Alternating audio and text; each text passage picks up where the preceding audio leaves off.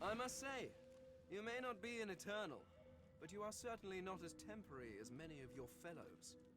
You handled yourself well. Personally, I am just glad that I do not have to walk back to Reaper's Coast. Wind travel may be primitive, but it is at least efficient. Livewood? You have taken a dead elf and carved it into a pleasure yacht? I knew you people were barbarians.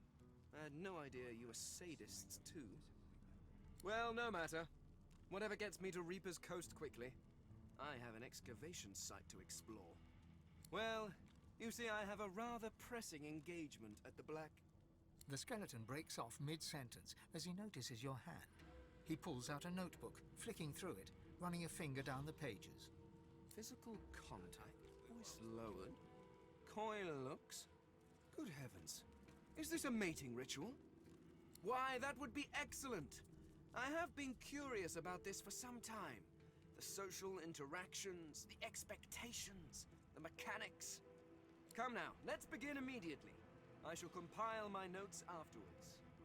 Fane grabs your hand and enthusiastically pulls you behind the screen.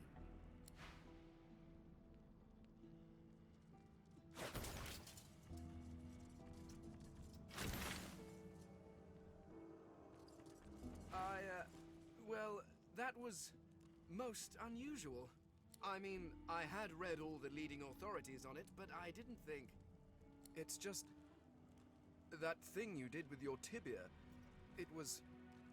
quite unexpected. It was. I mean, it was. Of course it was.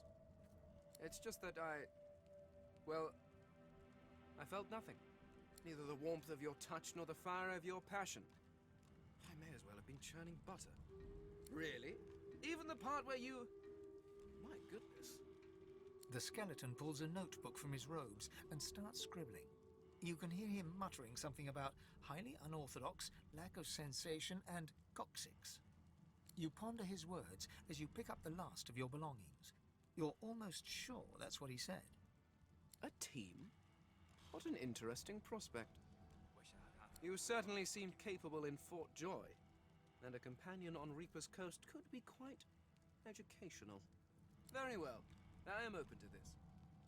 I believe you normally spit on your palms to seal agreements, but I seem to lack the fluid and the desire to touch you. I hope a hearty verbal agreement will suffice. Very well, let's be off.